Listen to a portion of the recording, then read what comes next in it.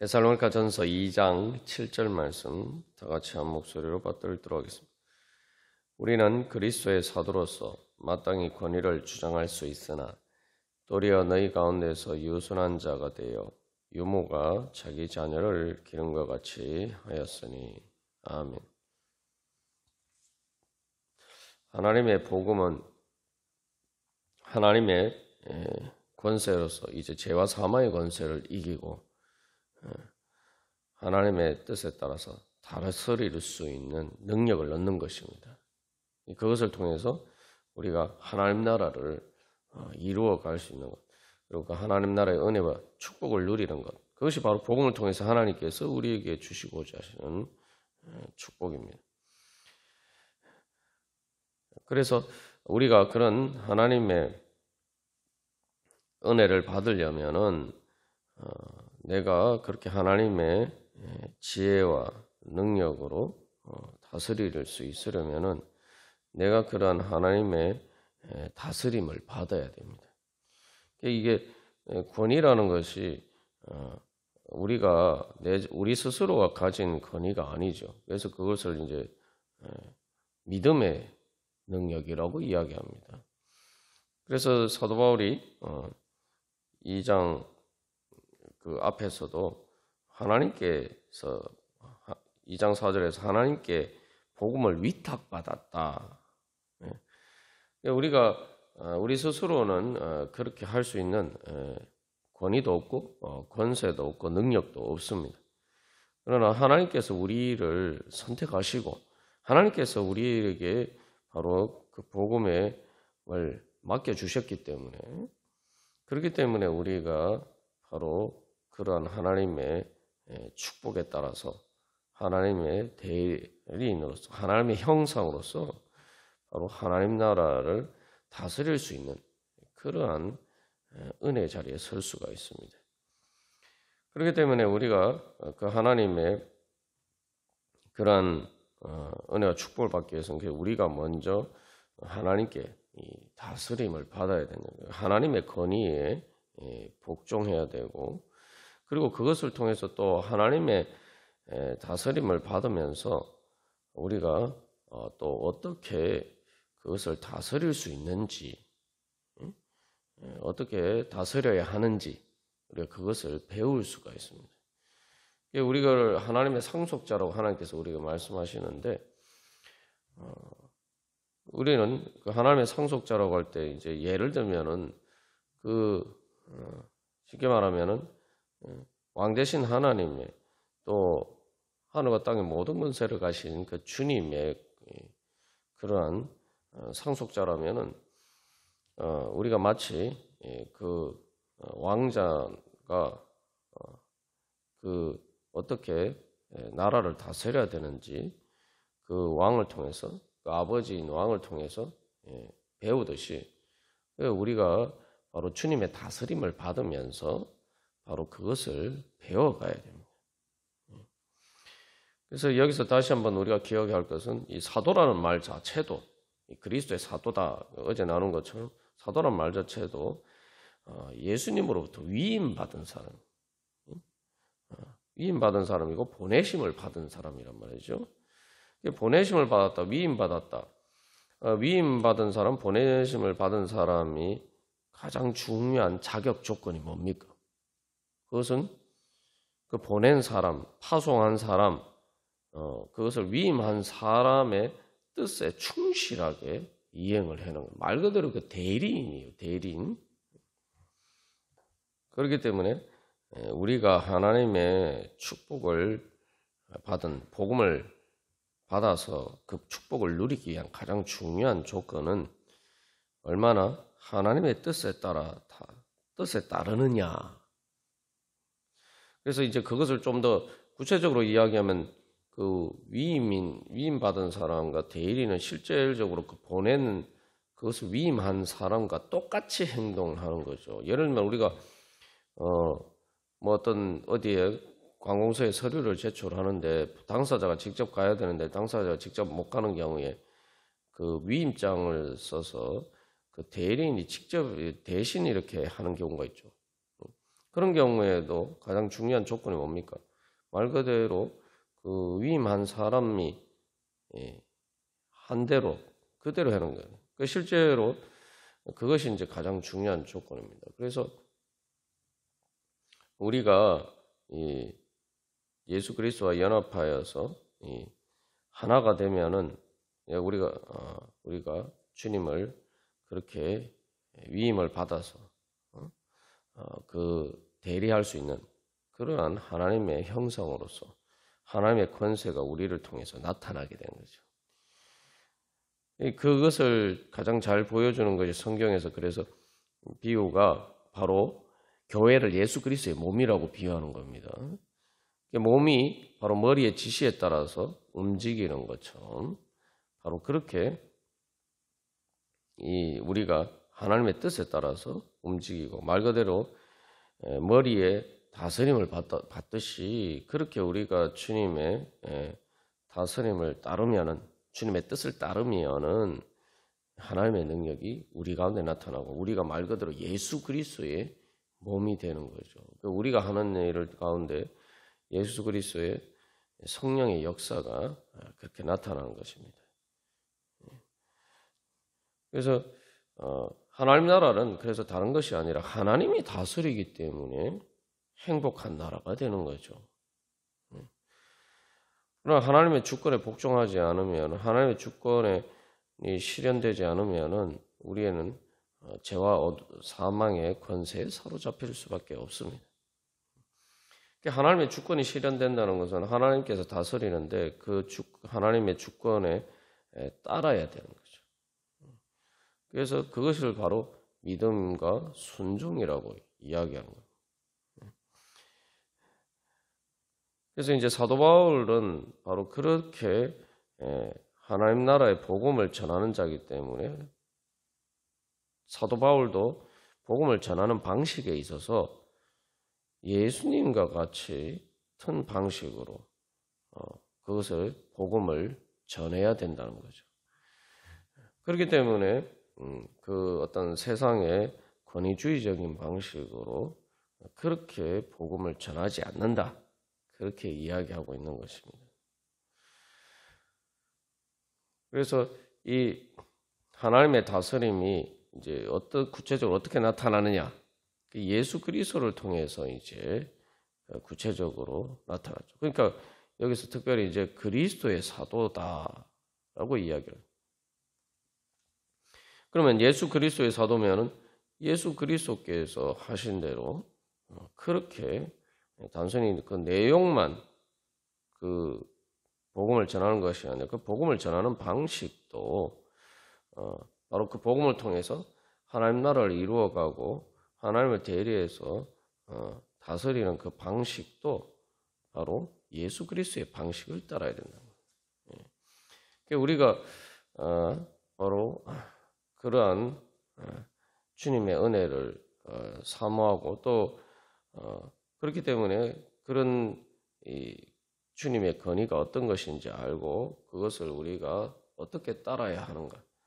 또 우리는 그래서 어떻게 하면 또 우리가 주님께서 주시는 축복을 받는 그런 자리에 설 수가 있는가. 오늘 이제 사도 바울이 이야기하는 것들을 통해서 우리가 그것을 배울 수가 있습니다. 특별히 이제 우리가 어떻게 잘 하나님의 뜻에 따라서 다스리느냐, 그리스도의 방식으로 다스리느냐, 그것에 따라서 하나님 나라가 또 우리 가운데 이루어진다는 거죠. 그래서 내 방법을 따르지 않고 이 하나님의 방법을 따라서 내 자신과 또 사람들과의 관계를 그렇게 잘 할 때에 그것을 통해서 하나님께서 우리에게 주신 축복의 은혜의 자리에 설 수가 있습니다. 그래서 이 사도 바울이 그리스도의 사도로서 마땅히 이제 권위를 주장할 수 있으나 할 때 이 권위를 주장하지 않는다라는 것은 이제 권위주의적인 방법으로 행하지 않는다는 거죠. 이게 무슨 특별히 이제 이것은 2절과 관련이 있는데 2절에서 사도 바울은 하나님의 복음을 담대하게 전하였다. 하나님의 복음을 전하는데 있어서 담대했다. 그렇게 이야기를 하고 있습니다. 그런데 이 담대함이라는 말이 이때 당시에 이제 일반 문헌에서 쓰일 때에 그러니까 뭐 이 진리를 전한다고 하는 철학자나 그런 여러 가지 사상을 전파하는 사람들이 담대하게 다라고 할 때에 이 담대함이 이제 좋은 의미로 쓸 때도 있지만 그 진리를 전한다는 미명하에 어떤 가혹한 요구를 한다든가 그다음에 신랄하게 무조건 이렇게 막 야단치는 것처럼 이야기를 하고 그리고 어떤 이 비관적인 거로 이야기하는 그러한 이제 그 잘못된 이 전파 방식을 이야기할 때가 같이 이렇게 그 사용됐단 말이죠.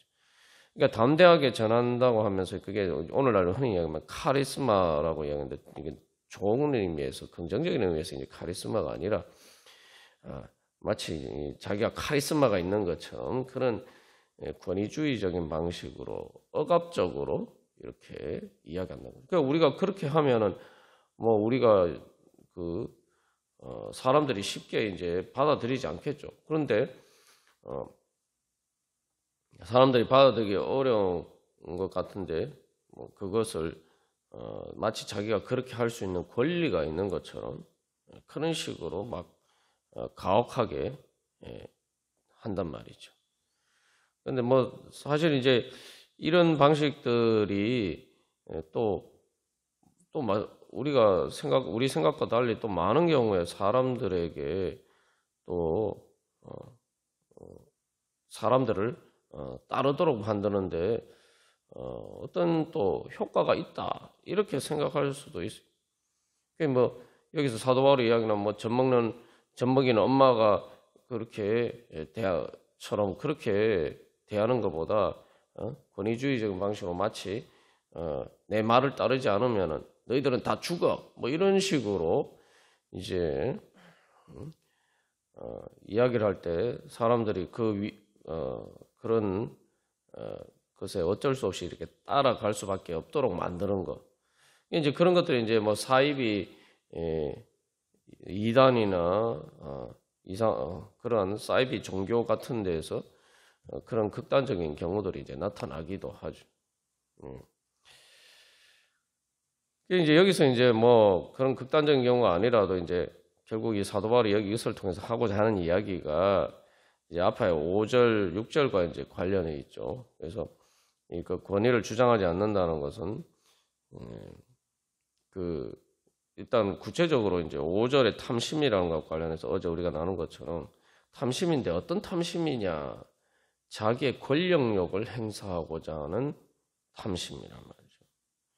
그래서 이것은 이제 여기 권위라는 게 이제 폐를 끼친다, 뭐 짐 부담을 준다 이런 의미이기 때문에 또 어떤 이 금전상의 부담을 주는 그런 것도 포함이 되어 있는데 그러는 것을 의미한다라고 생각할 수도 있습니다. 그래서 이제 실질적으로 이제 9절에서 이제 또 그런 이야기를 하죠. 근데 그런 것들을 포함해서 결국 이제 이것은 사람의 영광을 구하는 것입니다. 그러니까 여기서 중요한 것은 이 권위주의라는 것은 이 권위라는 것은 사실은 그것을 자기를 위해서 행사하는 게 아니에요. 정당한 권위는. 이게 이제 중요한 거예요. 권위주의와 권위가 뭐가 다르냐? 권위 똑같 비슷하게 보이는 것처럼 보이지만 권위는 자기를 위해서 행사하는 게 아닙니다. 앞에서도 이제 담대함과 관련해서 이게 그 담대함을 이제 잘못 해석해서 무조건 억압적인 방식으로 막 함부로 그렇게 할 수 있는 그런 것을 어떻게 사람이 저렇게 할 수가 있지 이렇게 생각할 수가 있는데 예를 들면 폭군이나 독재자처럼 그렇게 억압적으로 아무렇지도 않게 다른 사람들을 신경 쓰지 않고 자기 마음대로 하는 폭군과 독재자처럼 하는 그런 담대함을 그런 식으로 왜곡해서 이해할 수 있는 것처럼 권위도 그런 식으로 이해할 수가 있죠. 그러나 이 앞에서 이제 5절에서도 탐심에 대해서 이야기하고 이제 뭐 3절에서도 동기에 대해서 이야기를 하고 있죠. 권위와 권위주의가 결정적인 차이가 바로 거기에서 납니다. 권위는 바로 자기의 이익을 위해서 행사하는 게 아니. 그러니까 우리 쉽게 알 수 있는 것처럼 정치를 하면은 어떤 정치인이라는 것은 권위를 가지잖아요. 정치 뭐 선거를 통해서 뭐 어떤 국회의원에 당선된다든지 또 뭐 어떤 여러 가지 공적인 그러한 임무를 맡은 사람은 그것을 뭐 경찰이나 아주 무려 쉽게 알 수 있는 그런 공권력을 행사하는 사람들에게 남들이 갖지 않은 그런 권위가 주어져 있다 이 말이죠.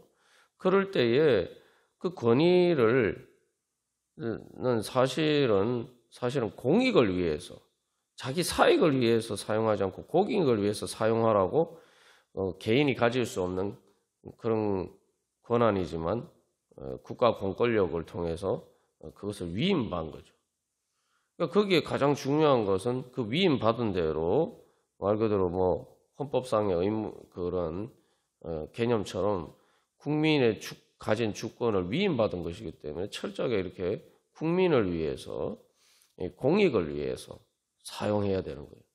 그럴 때만이 그 권위가 올바른 권위죠. 그런데 그렇지 않고 그것을 자기 사적인 이익을 위해서 사용하는 순간 그것은 권위가 아니고 권위를 남용하는 거죠. 그러니까 권위주의는 권위를 남용하는 거예요. 그렇기 때문에 사실 이제 권위를 올바르게 행사하면은 절대 자기의 사익을 위해서 그것을 추구해서는 그 일을 해서는 안 되는 거예요. 철저하게 공익을 따라야 되는 거예요. 그 위임받은 그 뜻에 따라서 행동해야 된단 말이죠. 그렇기 때문에 이 올바른 권위를 행사할 때에는 자기가 독재자처럼 그렇게 할 수가 없는 거죠. 독재가 왜 독재입니까? 단순히 뭐 권위를 행사하기 때문에 독재가 아니라 그 어떤 위임받은 법이나 여러 가지 정당한 절차를 따라서 하지 않고 자기의 어떤 개인적인 사적인 목적을 위해서 어떤 특정 정파나 그런 어떤 공익을 위하지 않고 그렇게 행동하고 그러려고 하니까 자기 마음대로 하려고 하고 그러니까 법과 절차를 정당한 절차를 무시하고 그렇게 이제 행하려고 하는 것 그게 이제 권위주의란 말이죠. 그래서 이제 여기서 사도 바울이 이야기를 할 때에도 결국 이게 이제 그리스도의 사도로서 권위를 주장한다라고 할 때 뭐 그게 꼭 구체적으로 사익이라고 해서 뭐 어떤 물질적인 이익이나 이런 걸 추구하지는 않지만 그냥 그런 것과 상관없이 어떤 자기의 이 권력에 대한 욕구를 충족시키고자 하는 그런 식으로 내가 하나님의 그리스도의 사도로서 행하지 않았다 그렇게 이야기하는 겁니다. 그래서 이제 그 사익이라고 이야기를 할 때에 그럼 우리가 뭐 생각할 때는 뭐 물질적이나 여러 가지 경제적인 이익만 생각합니다만 사실은 이제 가장 중요한 것은 내가 그 권위를 행사할 때에 정말 내가 예수님이 그렇게 섬기신 것처럼 정말 그렇게 내가 하느냐 아니면은 그냥 내 어떤 내가 내 어떤 권력욕을 충족시키는고자 하는 그런 의미에서 하느냐. 그게 뭐 쉽게 말하면 그게 이제 사람의 영광을 구하는 거죠. 사람의 영광. 그 권력욕이 뭐냐? 아주 쉽게 얘기하면은 그냥 갑질이에요. 갑질. 우리가 갑질이라고 생각할 때 이 갑질이라는 게 어떤 실질적으로 물질적인 이익이나 뭐 이런 걸 위해서 하는 이렇게 생각할 수 있지만 진짜 제일 그 황당한 갑질은 사실은 그렇게 그 갑질하는 사람에게도 실질적으로 뭐 구체적인 이익이 없어요. 구체적인 이익이 없는데 그냥 내가 이렇게 할 수 있는 힘이 있다. 이가 힘을 보이는 힘을 과시하는 것 그 자체를 목적으로 하는 게 이제 바로 권력욕이. 그러니까 그것을 통해서 실질적으로 어떤 이익을 얻고 내가 어떤 이익을 얻고 뭐 상대방에 내가 어떤 피해를 주고 뭐 이런 것은 전혀 관심이 없고 그냥 내가 이런 힘을 가지고 있다는 것을 그냥 과시하는 것 자체의 어떤 목적이 있는 게 그게 이제 그런 식으로 권위를 행사하면 이게 그 권위주의가 된다는 거죠. 이게 이제 말대로 뭐 소비하는 것도 예를 들면 뭐 과시 소비라는 게 있는데 실제로 그 물건을 통해서 내가 뭔가를 사용함으로써 뭐 이익을 얻는 것보다는 그 물건에 내가 이런 비싼 그 물건을 살 수 있다. 나는 이런 걸 살 수 있는 사람이야. 예를 들면 명품백을 사는 것을 명품백을 통해서 그런 식으로 자기의 재력을 과시하는 것 자체를 목적으로 소비하는 것을 이제 과시 소비라고. 이건 이제 경제학에서도 그런 개념이 있어요. 이제 권위를 행사할 때도 이제 그렇게 행사하는 것, 그게 바로 권위주의입니다. 사도 바울은 그런 식으로 자기는 그 권위를 행사하지 않는다. 그렇게 이야기하고 있는 거예요. 그게 이제 세상적인 방식이죠. 마치 과시 소비를 하듯이 그런 식으로 내가 그 권위를 행사하지 않는다. 그래서 우리가 이게 이제 사실은 이 현실에서도 보면 그래요. 교회에서도 마찬가지 여러 가지 의견이 충돌이 될 때에 사람들이 그 의견 자체, 내 의견이 더 또 합리적으로 봤을 때 어떤 의견을 따르는 게 더 좋은가, 우리 공동체에 더 좋은가, 우리가 주님의 뜻을 따르는 것이냐, 그 기준에 비춰봐서 그렇게 이제 합리적으로 생각하고 그래서 더 좋은 의견을 따르고 이런 게 아니라 그냥 그것이 어떤 실제로 내가 제시한 것이 더 좋지 않아도 그것들이 주님의 뜻을 따르거나 뭐 이런 게 아니더라도 그러니까 예를 들면 다 주님은 근데 예를 들면 뭐 아예 뭐 죄를 짓는 게 아닌 이상 올바른 그냥 이렇게 할 수도 있고 예를 들면 저렇게 할 수 있는데 중요한 것은 내가 말한 대로 내가 원하는 대로 하느냐 안 하느냐 거기에 초점을 두는 것 그게 바로 권위주의가 되는 거죠. 그래서 아무리 뭐 사실 내가 하고자 하는 대로 안 해도 큰 문제가 없는데 이제 중요한 건 내가 말한 대로 다른 사람들이 나를 따르지 않으면은 그 자체에 그냥 화가 나는 거예요. 이게 옳고 그름의 문제나 그런 것과 상관없이 내가 시키는 대로 하느냐 내가 원하는 내가 말한 것이 뭐 옳고 그러든 간에 더 좋고 나쁘든 간에 그게 꼭 뭐 해야 되는 것 해도 되는 것 안 해도 되는 것이냐 뭐 이런 거 어떤 그 내용과 상관없이 그냥 내가 말한 것을 관철시키는 것 그 자체에 초점을 두는 거예요. 그래서 사람들이 나를 따라줘야 되고 그렇게 되면 어떻게 됩니까? 다툼이 날 수밖에 없죠. 그게 바로 사실은 아담과 하와를 통해서 나타난 바로 선악과의 원죄입니다. 내가 하나님과 같이 되려고 하는 거예요. 그렇게 하면은 사실은 그게 원죄의 근본인데 모든 죄의 근본인데 그렇게 하면서 하나님의 능력이 어떻게 나타나겠어요? 하나님의 권위가 어떻게 나타나요? 죄와 사망의 권세를 어떻게 깨뜨리는 그런 일을 할 수가 있겠어요? 이 교회 안에서 전부 다 일어나는 문제들이 대부분 다 그런 문제들이에요. 실제로 뭐 그걸 통해 뭐 교회에서 하는 일들을 통해서 실제로 무슨 내가 금전적인 이익을 얻거나 뭐 그런 게 뭐가 있습니까? 근데 왜 그러면은 교회 안에서 그 뭐 큰 문제가 생길 필요가 없는데 왜 교회 안에서 문제가 생기느냐? 왜 사람들끼리 다투고 이렇게 서로 불화하고 하느냐? 그냥 내 자존심, 그래서 그걸 우리가 하는 다 내 자존심. 내 자존심이 상하면 용납이 안 되는 거예요. 그렇다고 해서 나에게 뭐 손해가 가는 것도 아니고, 그런 건데도 불구하고, 그냥 내 자존심.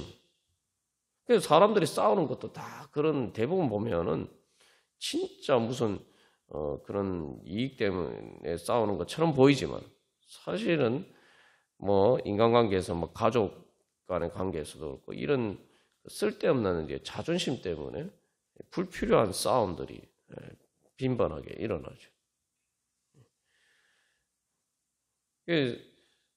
우리가 그래서 하나님의 다스림을 받기 위해서는 제일 먼저 버려야 될 것이 바로 그런 것입니다.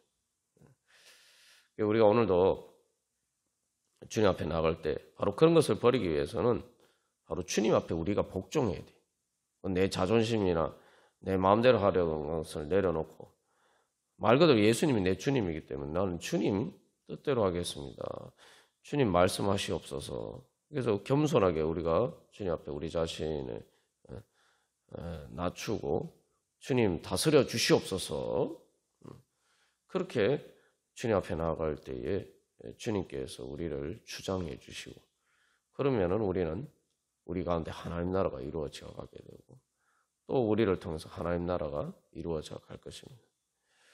우리가 다시 한번 그러한 주님의 은혜 사모하면서 다 같이 기도드리시겠습니다.